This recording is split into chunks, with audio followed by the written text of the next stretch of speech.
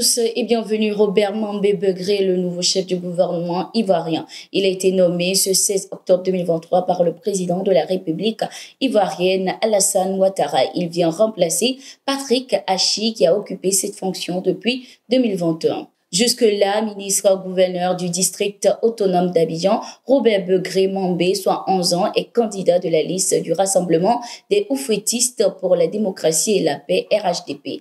Il avait été également élu maire de Songo lors des élections municipales du samedi 2 septembre 2023. Au Tchad, l'opposant Succès Masra ne sera finalement pas de retour dans son pays comme prévu. Succès Masra vient de reporter son retour d'exil.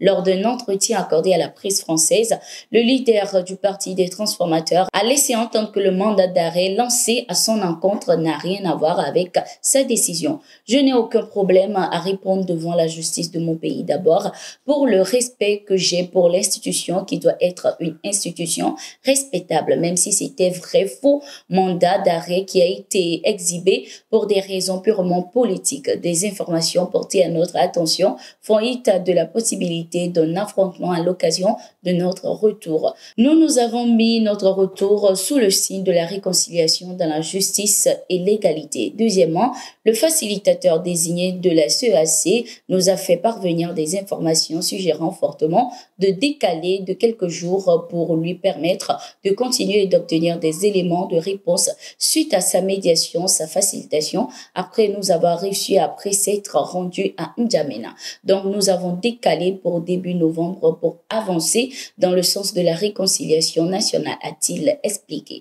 En exil depuis un an, Succès Masra avait annoncé son retour dans son pays ce 18 octobre 2023, soit 2 jours avant le premier anniversaire de la répression meurtrière de N'Djamena.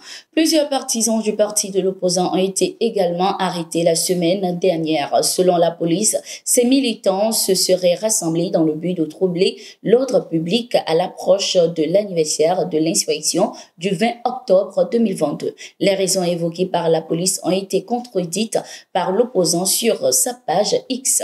L'Afrique du Sud a annoncé ce 15 octobre 2023 le retrait de certains de ses casques bleus impliqués dans une affaire d'exploitation sexuelle en République démocratique du Congo. Ce 11 octobre, la mission onusienne au Congo avait annoncé avoir arrêté 8 casques bleus sud-africains déployés à Beni et accusés de violations systématiques et généralisées des règles onusiennes contre l'exploitation et les abus sexuels. Selon les informations du porte-parole du secrétaire général de l'Organisation des Nations Unies, Stéphane Dujarric, les soldats concernés faisaient des rencontres après l'heure du couvre-feu dans un bar hors des limites de la base connue pour être un lieu de prostitution. Des policiers de l'ONU ont été physiquement attaqués et menacés par ces membres du contingent sud-africain au moment de leur interpellation. L'ONU a de son côté condamné les comportements de ces casques bleus et avait pris des mesures parmi lesquelles la suspension, la détention et le confinement des soldats concernés.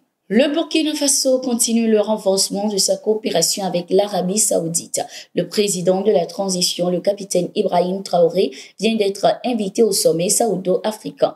Une occasion pour les pays africains de révisiter les domaines de coopération avec le Royaume d'Arabie Saoudite et de signer des accords bilatéraux pour l'atteinte des objectifs et des aspirations des peuples. Cette invitation a été adressée au président de la transition lors de sa rencontre avec l'ambassadeur du Royaume d'Arabie Saoudite au Burkina Faso, Fahd bin Abdurrahman Al-Dissari, ce 16 octobre 2023. Il était également question lors de ce rendez-vous d'échanger sur les sujets d'intérêt commun de renforcement des relations entre les deux pays. La France va procéder bientôt à l'expulsion des ressortissants étrangers en situation irrégulière ou pas sur son territoire qui constitue un danger pour le pays. L'annonce est faite par Gérald Darmanin, ministre de l'Intérieur français, ce 16 octobre 2023. Le ministre a indiqué que ces migrants seront expulsés s'ils sont considérés comme dangereux par les services de renseignement français. Il a également précisé que les autorités